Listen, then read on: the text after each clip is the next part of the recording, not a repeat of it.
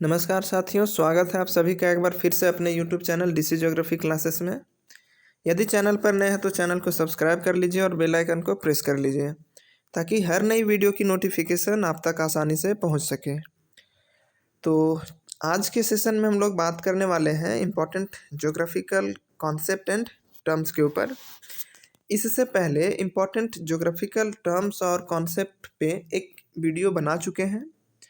इसमें कुछ महत्वपूर्ण ज्योग्राफिकल कॉन्सेप्ट और टर्म्स की बात हमने की है, तो उसी कड़ी को आज आगे बढ़ाते हुए हम लोग कुछ इम्पोर्टेंट कॉन्सेप्ट के ऊपर बात करने वाले हैं। तो चलिए शुरू करते हैं आज का सेशन। तो आज का जो सबसे पहला टर्म है वो है एंटीसीडेंट ड्रेनेज, यानी पूर्ववर्ती अपवाह। क्या होता है पूर्ववर्ती अपवाह? तो ऐसा अपवाह क्रम जिसमें नदियां धरातल के उत्थान के बाद भी अपने मार्ग से ही प्रवाहित होती हैं, जिसे पूर्ववर्ती अपवाह कहते हैं। आपको समझ में नहीं आया होगा तो इसे समझने की एक बार फिर से कोशिश करें। सपोज एक कोई लैंड मास है और इस लैंड मास के ऊपर से एक नदी प्रवाहित हो रही है, ठीक।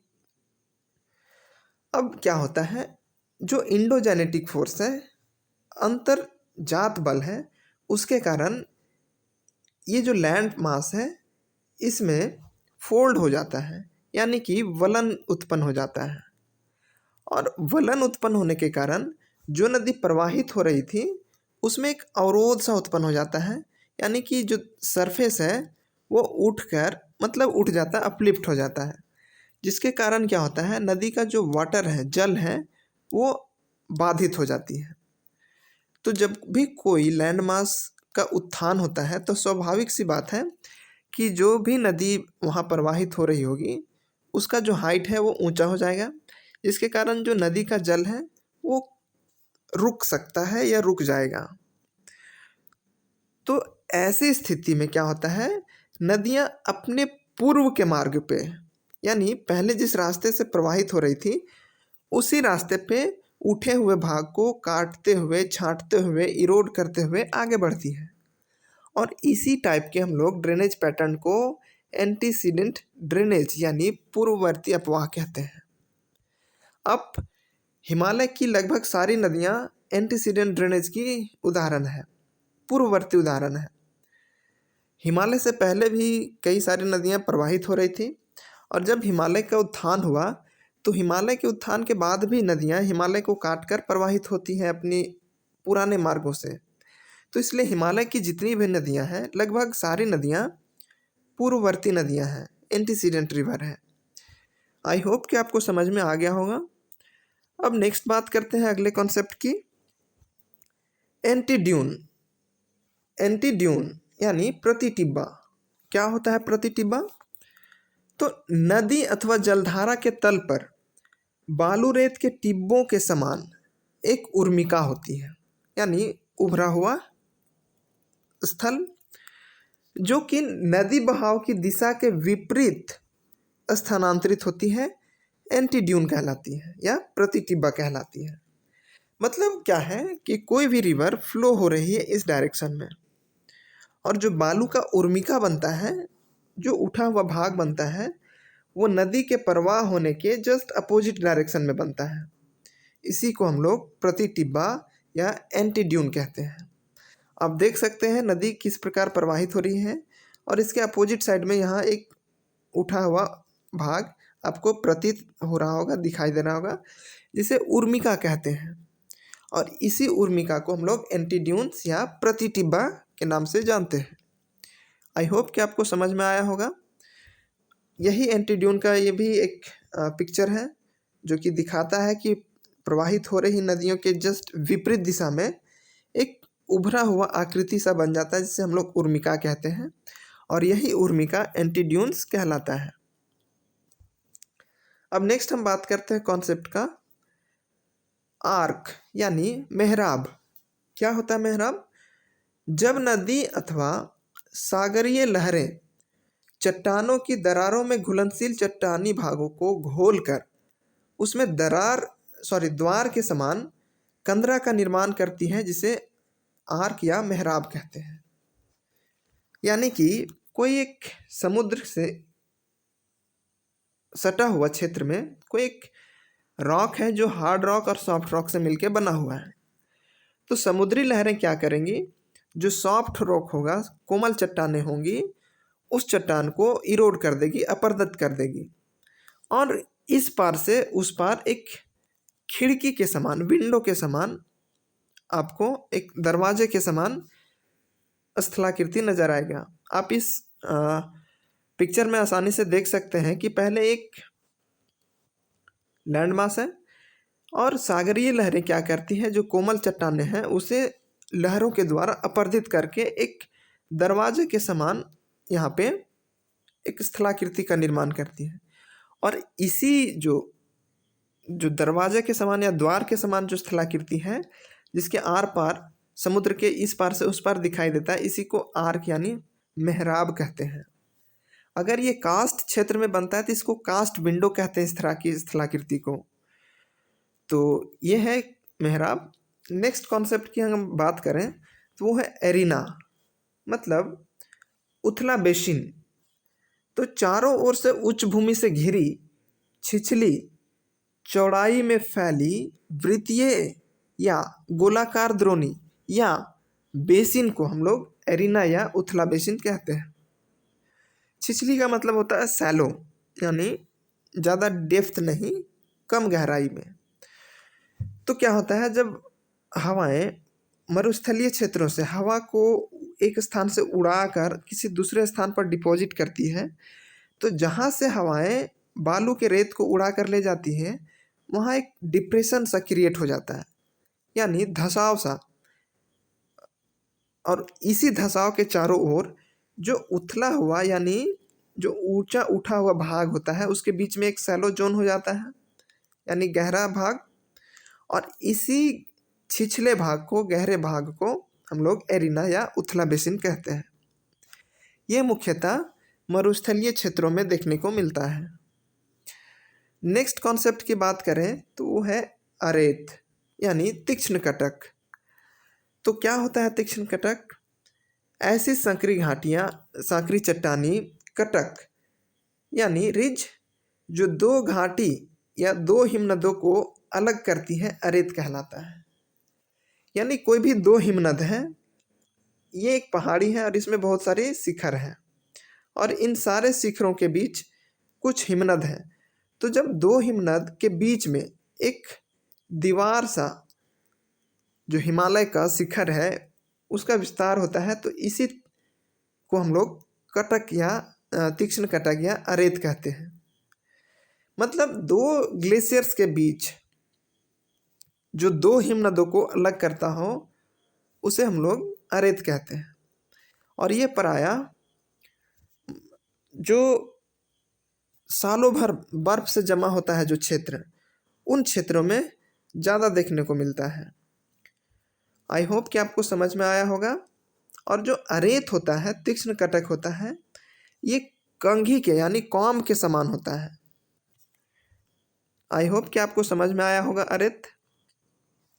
नेक्स्ट है ऑग, यानी ऑग। क्या है ऑग? तो दक्षिणी फ्रांस से बिस्के की खाड़ी की ओर चलने वाली उष्ण एवं शुष्क हवाएं ओग कहलाती हैं। जो फ्रांस है, इस फ्रांस के जो दक्षिण का भाग है, ठीक है, इधर उत्तर हो गया नॉर्थ, इधर साउथ। तो जो साउथ से हवा चलती है बे ऑफ बिस्के की तरफ, यानी बिस्के की खाड़ी की तरफ, उसे हम लोग ऑग के नाम से जानते हैं। नेक्स्ट हम बात करते हैं आर्कीपेलिगो। क्या होता है? इसे द्वीप समूह कहते हैं। तो महासागर में द्वीपों का समूह, जिसमें अनेक द्वीप पास पास स्थित हो। लेकिन कभी कभी इस शब्द का प्रयोग उन सागरों के लिए भी किया जाता है जिनमें अनेक द्वीप बिखरे पाए जाते हैं। यानी कि हम द्वीप समूह को या आर्कीपेलिगो को हम लोग कह सकते हैं कि द्वीपों का समूह। जैसे इंडोनेशिया को आप देख लीजिए, तो इंडोनेशिया में कई सारे द्वीप हैं और कई सारे द्वीप मिलकर एक इंडोनेशिया बना है। तो इन सारे द्वीपों के समूह को हम लोग आर्कियो आर्कीपेलिगो कहते हैं, यानी द्वीप समूह कहते हैं। और ये कई बार एग्जाम में पूछे जाते हैं, आर्कीपेलिगो। तो नेक्स्ट हम कॉन्सेप्ट की बात करें तो आता है डेट्रीवोरस, यानी अपरदभोजी। क्या होता है अपरदभोजी? तो अपरदभोजी होता है मृत जीवों पर निर्भर करने वाले गहरे सागरीय जीवों को अपरदभोजी कहते हैं।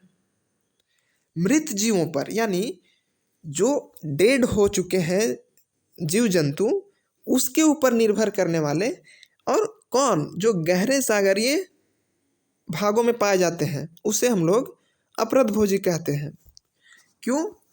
क्योंकि जो 200 मीटर की गहराई होती है उसके आगे सूर्य का प्रकाश नहीं पहुंच पाता है, यानी फोटिक जोन जो होता है वो 200 मीटर तक ही होता है।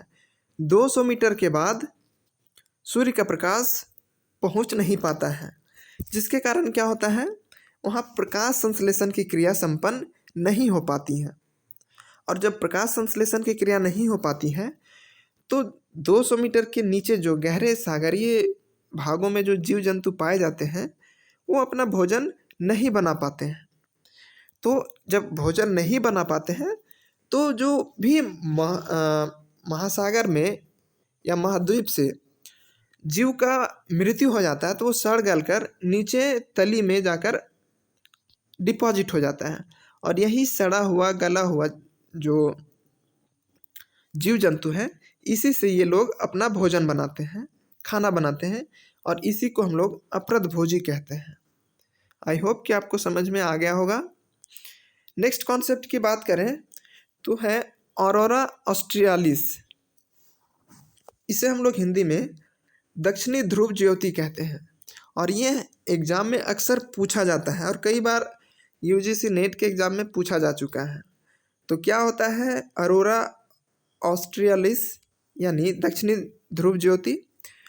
तो आयन मंडल में विद्युत चुंबकीय घटना का एक प्रकाशमय प्रभाव जो दक्षिणी गोलार्ध के उच्च अक्षांशों में लाल, हरे तथा सफ़ेद चापों के रूप में दिखाई देता है, और यह भूपृष्ठ से लगभग 100 किलोमीटर की ऊंचाई पर स्थित होता है। तो जो ऑरोरा ऑस्ट्रियालिस है ये दक्षिणी गोलार्ध से संबंधित है। और क्या है, तो आयन मंडल में जो विद्युत चुंबकीय घटना है उसका एक प्रकाशमय प्रभाव है। तो जो ऑरोरा ऑस्ट्रियालिस होता है वो दक्षिणी गोलार्ध में, यानी कि उच्च अक्षांशों में कुछ इस प्रकार का आपको प्रकाश दिखाई देता है आयन मंडल में, और ये रिफ्लेक्शन के कारण होता है। जो हमारा चुंबकीय क्षेत्र है ध्रुवों के पास, उसके कारण इसमें रिफ्लेक्शन होता है, और यह रेड, ग्रीन और वाइट कलर में ये रिफ्लेक्ट होता है। इसी को हम लोग ऑरोरा ऑस्ट्रियालिस कहते हैं। जबकि उत्तरी गोलार्ध में इसे ऑरोरा बोरियोलिस कहते हैं। आई होप कि आपको समझ में आ गया होगा। नेक्स्ट कॉन्सेप्ट की बात करें तो वो है एवलांच, यानी हिमघाव। तो हिम या मिट्टी आदि के ढेर का अचानक और तेजी से पर्वतों से फिसल कर नीचे आ जाना ही हिमघाव कहलाता है। सपोज ये एक पर्वत है, और इस पर्वत पे जो बर्फ था वो अचानक से क्या होता है, स्लाइड करके नीचे की तरफ फिसल कर गिर जाता है। और एक छोटा मोटा नहीं, ये बहुत बड़े अमाउंट में होता है, जिससे कभी कभी क्या होता है कि कई बड़े बड़े रास्ते ब्लॉक हो जाते हैं, जाम हो जाते हैं। तो जो एवलांच है, हिमघाव है, ये या तो बर्फ़ के टुकड़े या फिर जो ज़मीन है या मिट्टी है, एक बहुत बड़े मात्रा में उसका खिसकाव नीचे की तरफ हो जाता है। और जब एवलांच होता है तो जैसे जैसे ये ढलान में नीचे की ओर आता है वैसे वैसे इसकी गति और तीव्र होती जाती है। ढलान जितना अधिक होगा इसका गति उतना ही अधिक तीव्र हो जाता है। तो यही होता है एवलांच। और यही था आज का हमारा सेशन। आई होप कि सेशन आपको अच्छा लगा होगा। तो सेशन अगर अच्छा लगा तो कमेंट बॉक्स में आप ज़रूर फीडबैक दें, ताकि हम आपके लिए और अच्छे से अच्छे कंटेंट प्रोवाइड करवा सकें। अगर आप चाहते हैं कि इस वीडियो का PDF आपको मिले, तो आप इस टेलीग्राम चैनल को ज्वाइन कर सकते हैं, जिसका लिंक वीडियो के डिस्क्रिप्शन बॉक्स में दिया हुआ है। और इससे रिलेटेड बहुत सारे MCQs भी इस टेलीग्राम चैनल में फ्री ऑफ कॉस्ट में आपको प्रोवाइड करवाए जाते हैं। तो आप इस टेलीग्राम चैनल को ज्वाइन कीजिए। मिलते हैं नेक्स्ट लेसन में, तब तक के लिए धन्यवाद।